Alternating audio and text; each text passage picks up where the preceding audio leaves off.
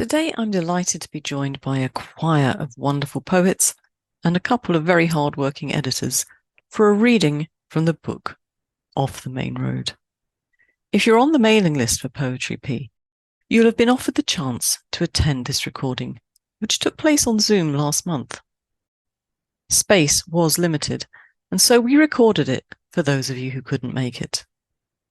And here it is in all its glory.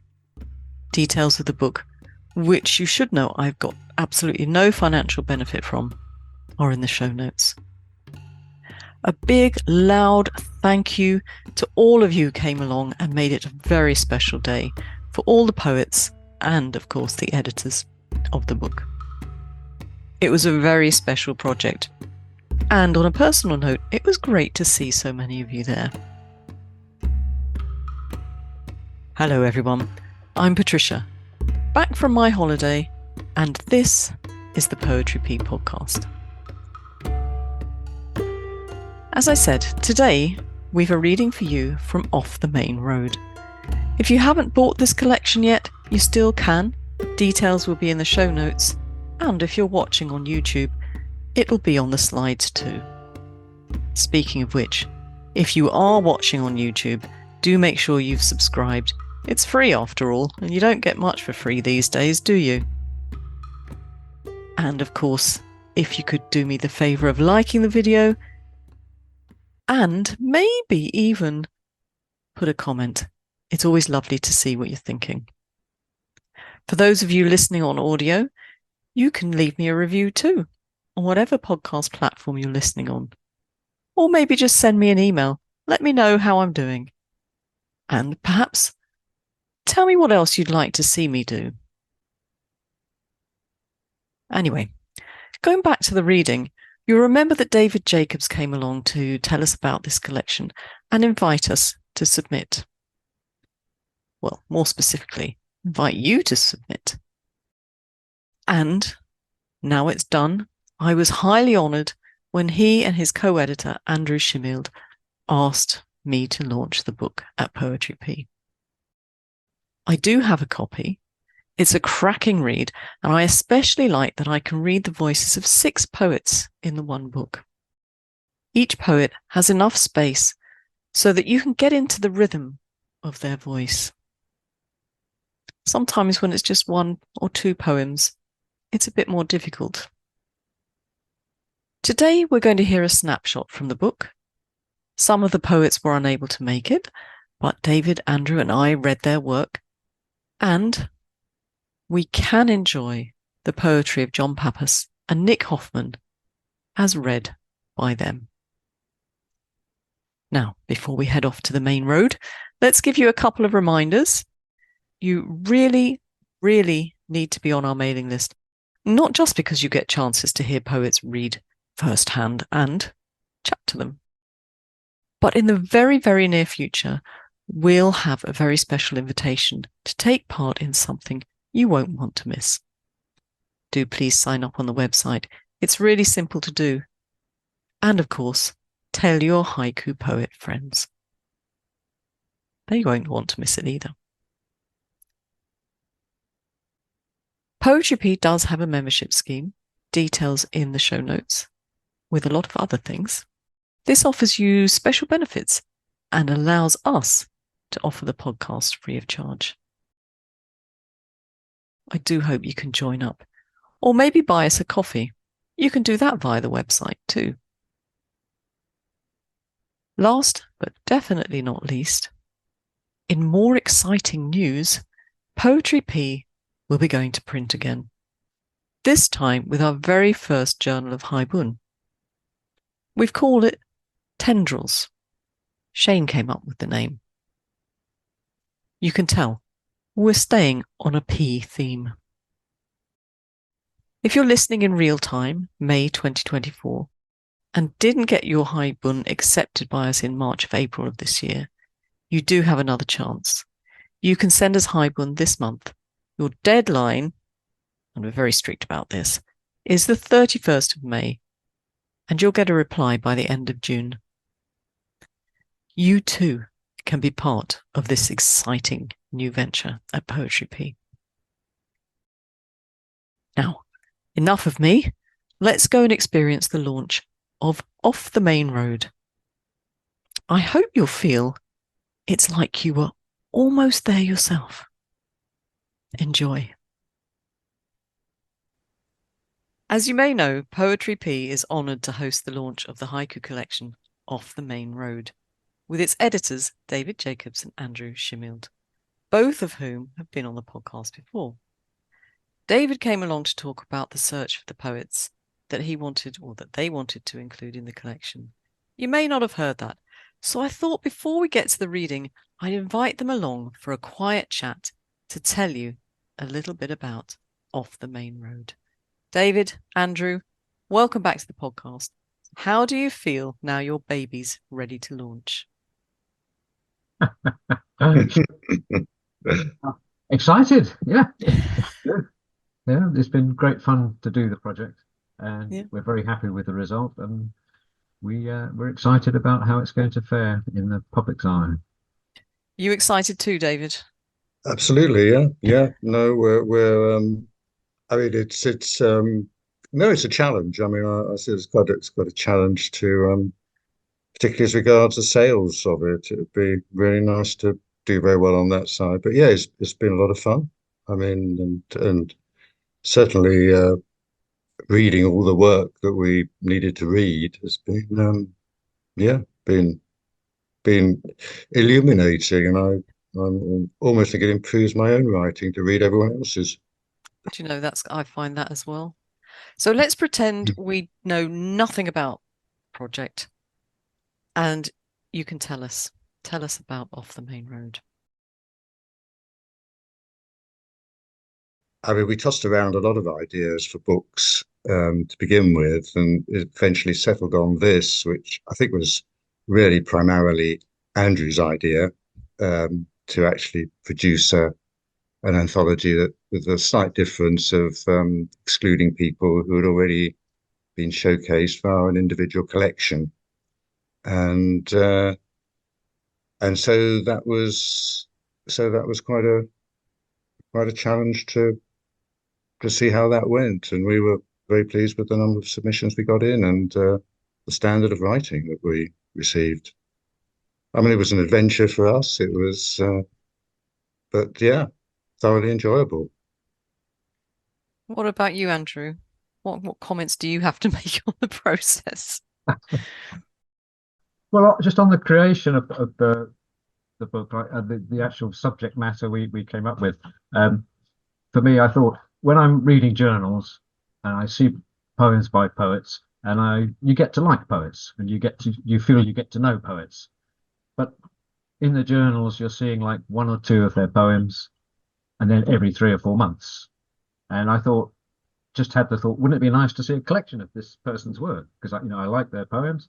I only get like one or two, as I say, every 3 or 4 months. To see a body of their work would be a worthwhile thing. And then I thought, well, they quite possibly could have published their own collection anyway, so it might be available. But then there are a large number of very good poets that we see in their journals that have not published their own book. So that was where this idea really came from. Go along with all that, and I think one of the other most enjoyable things was the reaction we had from poets who seemed to think this was one of the best projects they'd ever come across. I mean, they were really the enthusiasm seemed to be very genuine, and they sort of congratulated us for, I don't know, having the nerve to do something like this. And generally, I certainly, you know, replied as quickly as I could to just about everything, all the inquiries that came in. And people seem to be very grateful for that. They seem to be almost surprised at the speed of which I sort of answered questions, and Andrew answered questions, uh, and I thought that was a very satisfying reaction, I think, and No, no. I wondered, surprised me a bit. I wondered, both of you maybe have thoughts on this. You only took 6 poets in the end. I mean, only, that's quite a considerable number of poets for an anthology such as this. But there will be a lot of people that you were not able to take. I'm wondering if you would take on this project again. That's a conversation yet to be had. Fair enough. Okay. We'll Yeah, yeah, we'll move on I then. think we'll bask in the glory of our current endeavour for a little while. yeah, yeah. Have a bit of a rest, and yeah, I mean, See what it's the happens. idea, it's yeah. the idea, which, well, we think it's been worthwhile. If the general opinion is that this has been a worthwhile endeavour and that it should be done again, I hope it will be done again. Whether it will be done again by me and David, I don't know. Quite another thing. Well, thank you very much for that insight. And I have a little message from Kim Richardson, your publisher at Alba Publishing, and he wanted to let you know that he's very happy to have been part of the team bringing this lovely anthology into being. He says, obviously, David and Andrew, you did all the work, but he had the pleasure of having the Alba name on the book. And speaking of publishing and publishers, could be a good time to tell us, how do we get hold of the book? From our little webpage, which is set up and taking payments via PayPal or credit card or payment card, 24 hours a day. Jolly good. It's just as well because our little community is all over the world and you need that. So I'll make sure that information is on the show notes and anyone can go to the website and find out. Thank you both very much for spending a little bit more time with me. I know we've done a lot of work on this project, but it's great to talk to you again. Thank you. All right. Thanks very much. Thank you. Thanks, Patricia. Thank you all very much for coming along and spending some time with us this evening to launch the poetry collection Off the Main Road. And the Poetry Pea podcast is really, honestly, highly honoured to host this event. I'm just a facilitator. David and Andrew are going to be the hosts, and we're going to hear poetry from Mira Rame, David Weston, Marianne Conley, Steve Black, John Pappas, and Nick Hoffman. So Mira, it's the first of our featured poets. She's unfortunately not going to be here tonight, but she was born and raised in Kathmandu in Nepal, but now she lives in England, or in Oxfordshire to be precise.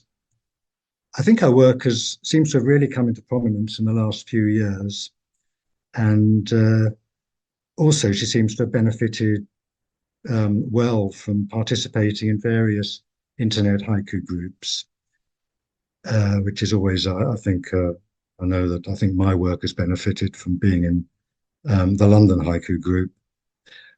She is a keen student of Zen Buddhism, and she also cited this as where she first encountered and set forth on the haiku path. So I think at this moment, I will hand you over to Patricia to read some of her work. I'm very honoured to be reading Mira's work. She does contribute to Poetry Pea, so I am familiar with it. And I'm going to start by reading this one. Where Nobody Bothers, Wildflowers. Where Nobody Bothers, Wildflowers. And if any of you are familiar with Carla Ramesh's work on the podcast, she very kindly gave us a little lesson on the cut. And I just want to read this one again with that in mind, because she said when we were writing one-line haiku, sometimes the cut can come anywhere and you can make a circle of the poem. So let me show you how it works with this one. So we've done Where Nobody Bothers, Wildflowers, but you could start it in other places. Wildflowers, where nobody bothers. Wildflowers, where nobody bothers. So you can see the circle in that. Spring stream, she lifts the sari just enough. Spring stream, she lifts the sari just enough. Flowering garden, she shows me an empty cocoon. Flowering garden, she shows me an empty cocoon. Nevertheless, a mother, stillborn. Nevertheless, a mother, stillborn. And I'll finish with this one, which again, we can do in a circular movement. It's written like this. Awakening to nothing is forever. Saraswati River. Awakening to nothing is forever. Saraswati River. But if you're making a circle of it, perhaps you could start with this. Saraswati River, awakening to nothing is forever. Thank you, Mira. That was a lovely selection. Of course, you can read more in Off the Main Road. So I'm introducing our next poet, who's David Weston. Unfortunately, David Weston isn't here with us today either because he's yet to arrive in the 21st century, that he has no smartphone or computer or electronic devices. I received his submission by post in the most beautiful handwriting. And he's probably our oldest submitter, not necessarily in terms of age, but in terms of for how long he's been writing haiku. He's been writing haiku for nearly 25 years. And perhaps because he doesn't go online, his publications have only been in the UK. So he's published in Presence Magazine, Haiku Quarterly, and Time Haiku. And here's some of his poems. Things left unspoken. A raw north wind tangles your hair. Things left unspoken. A raw north wind tangles your hair. The bedroom unchanged. A father retunes his son's old guitar. The bedroom unchanged. A father retunes his son's old guitar. Wind tugs the canvas, stirring baked beans by torchlight. Wind tugs the canvas, stirring baked beans by torchlight. In the bittern hide, the resident ball unscrews his thermos. In the bittern hide, the resident ball unscrews his thermos. Family Christmas. Through a lighted window, the sleep thickens. Family Christmas. Through a lighted window, the sleep thickens. So that's a selection of David's work, which appears in the book and with more besides. So I'm now introducing our next poet, who's Marianne Conley.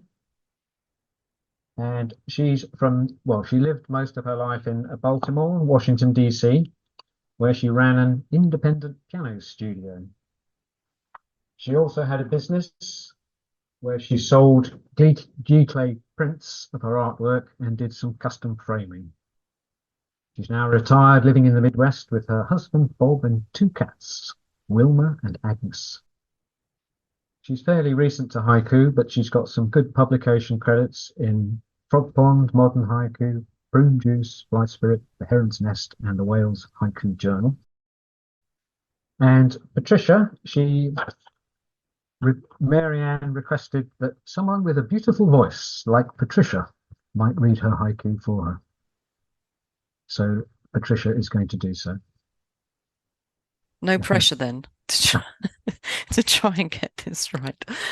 Thank you, Marianne, for your trust in me. Let's hope I can do a good job for you. Let's hear your work. Ice cream truck. The swing swings by itself. Ice cream truck. The swing swings by itself.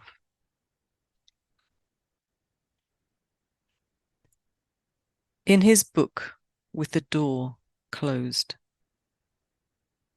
In his book with the door closed. Maple breeze, the silver side of a cloud. Maple breeze, the silver side of a cloud. Hand shadows with a toddler. Every shadow a hand. Hand shadows with a toddler. Every shadow a hand. Sledding on ice, the crisp edge of a full moon. Sledding on ice, the crisp edge of a full moon. And for those of you who weren't here at the beginning, we could well do that here because we've had masses of snow and it's jolly cold, so we could do that tonight, although I don't know what the moon is. So thank you, Marianne. I hope I did a good job for you. I really enjoyed reading them, and I'm very intrigued by in his book with the door closed. Perhaps I'm going to have to write to you and find out about that one. Thank you.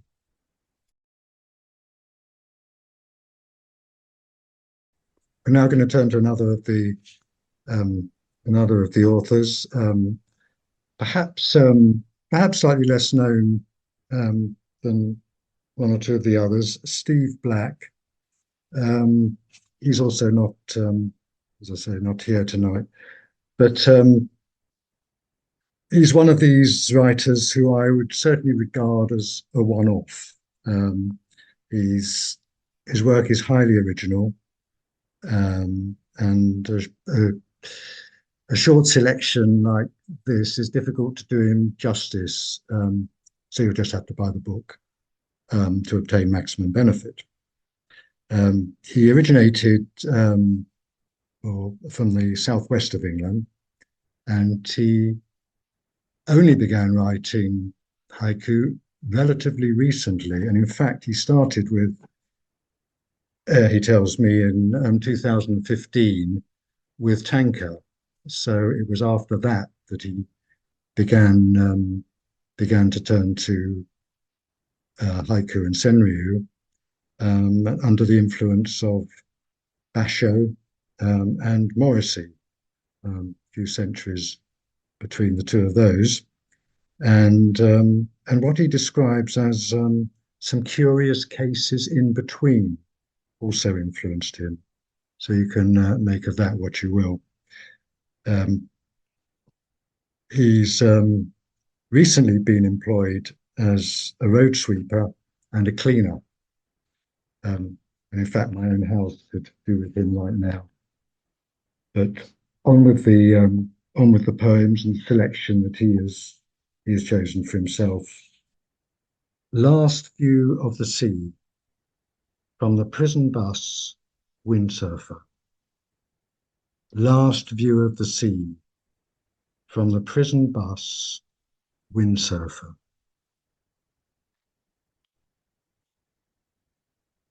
Honeymoon over, a padlock rusting on a bridge in France. Honeymoon over, a padlock rusting on a bridge in France. And this next one of my personal favourites. Stag Night. After the stripper, the comic loses the room. Stag Night. After the stripper, the comic loses the room.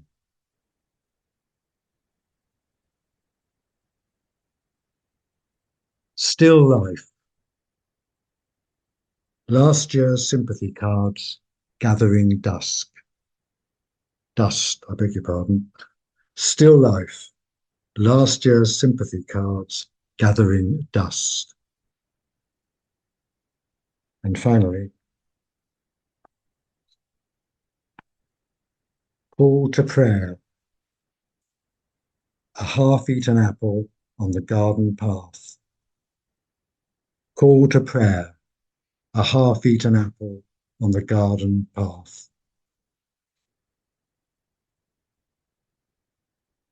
So that's Steve Black. And I'm now going to introduce you to our next poet, who is John Pappas, who is here and will be reading his own work.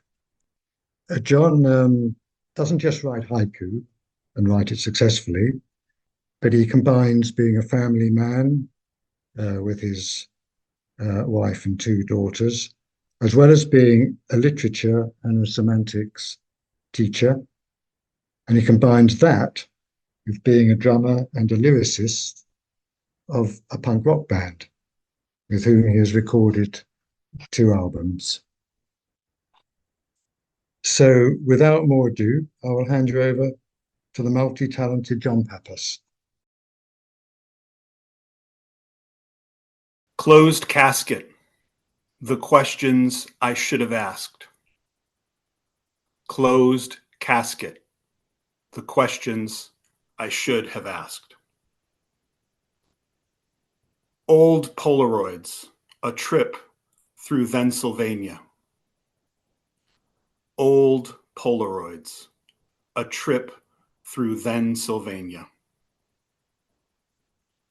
Woman's Day. She asks Mom how to make a fist. Woman's Day. She asks Mom how to make a fist. Summer shower.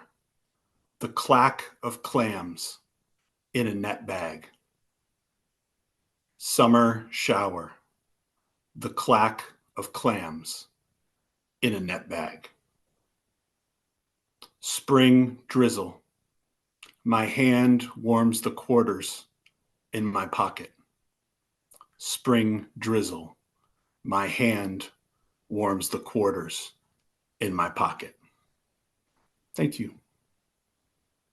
John, would you like to tell us a little bit about any of the poems that you've read today? I think I would just take the opportunity to express my thanks for being included in Off the Main Road. Thanks to David and Andrew and to Kim. I know the selection process must have been incredibly difficult, and going through the poems in the book, it's clear that you had your work cut out for you. So I'm very appreciative of being included, and thanks to everybody for coming here to listen. Thanks, John. I don't know if we said, but all the poems that you've heard, we asked the poets to choose them. So they're their own choice, their own sample of the work. In the book, I think we've got 24 poems from each of the 6 poets. So tonight you were just hearing 5 of them. We're now moving on to the last poet for the reading, which is Nick Hoffman, who also is here today. So he's going to be reading. Originally from Michigan, moved to Ireland in the 90s. He now lives in Cork with his family and a sleepy cat.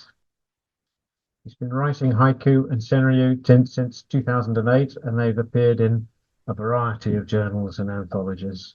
That'll do for an introduction, I think. And Nick, would you like to read us some of your work? Honeysuckle in bloom. She and I take up where we left off. Honeysuckle in bloom. She and I take up where we left off. Last of the snow. A thin cat strays through the orphanage grounds. Last of the snow. A thin cat strays through the orphanage grounds. Playdate. Snow White helps Batman onto a swing. Playdate. Snow White helps Batman onto a swing. Frost on the fields. The truck hauling pigs turns off the main road. Frost on the fields. The truck hauling pigs turns off the main road. Stone by stone, a girl returns the riverbank to the river. Stone by stone, a girl returns the riverbank to the river. I was asked to say a word about where the poems come from, the inspiration, and if anybody looking at the poems would probably guess that it's obviously my family and, life with my wife and my daughter and our cat when she's awake. And that lends itself more to senryū than haiku sometimes, but that would be my main inspiration. And I also want to give a shout out, as the kids say, to Patricia and Debbie, who I'm in a haiku group with. It started off as a mentoring group under the Haiku Society of America. That was for the first year, I think, and then after that we decided to keep going. But they're very much helped me with developing my haiku voice and staying grounded in the haiku universe. So thanks to them. Thanks to Andrew and David for including me in the collection. I'm delighted, of course. And thanks to everyone for coming as well to hear us read. Thank you, Nick. I was going to come clean and say that we were haiku buddies. Yeah, to eliminate any conflicts of interest. Exactly, but I should also point out that Potential. I had absolutely nothing to do, and maybe Andrew and David will confirm this, I had absolutely nothing to do with choosing or influencing the choices in any way whatsoever. But I'm going to hand over now. Thank you, Nick. Champagne, Patricia. Sorry? You're still drinking the champagne. Thank you. Could have shared it. All right. Over to you two. So, well, that's through with the reading. We owe a big debt of thanks to Kim at Alba Publishing, who was more than helpful with producing the actual final end product of the book, and he helped prepare the cover for us as well, which we haven't really spoken about the cover, but we had a bit of information to put on the cover. Like normally with an individual collection, you would have basically a title and who it's by. But with this book, we actually needed a title, what it was, the 6 poets' names, and the 2 editors' names. So that means we needed 10 things on it. So for that reason, we wanted it fairly plain and understated. We didn't want a big busy picture with these sort of 10 items on it. So we explained what we wanted to Kim, and he came up with the design that we've got. We were very pleased with what he came up with. So he was very, very supportive throughout the project.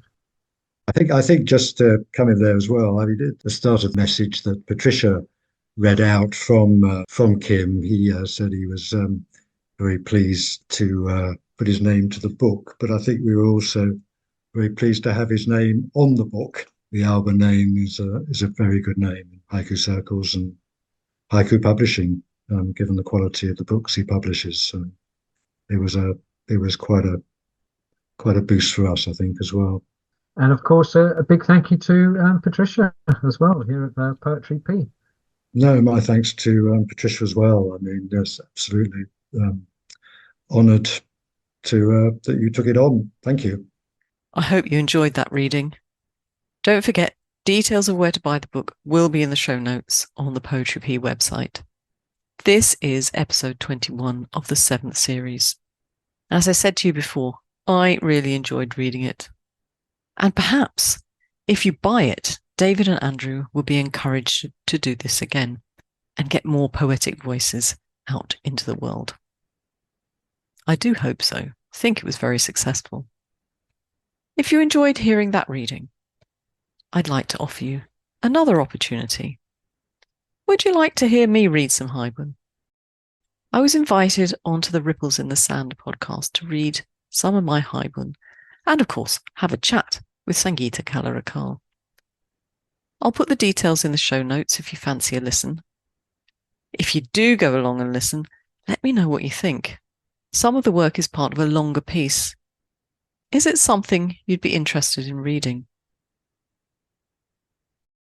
So, before you and I go our separate ways, your tasks for the week are: read the show notes, like, share and subscribe to the podcast wherever you listen.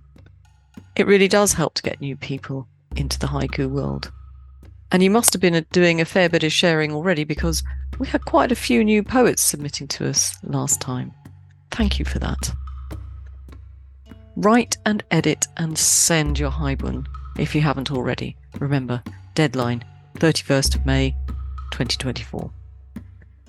And if you can, no pressure honestly, please consider taking out a membership to Poetry P or buying us a coffee to support the work we do. Takes a bit of the strain off me. Sadly, that's it for this week. Do come back again next week and see what we're up to.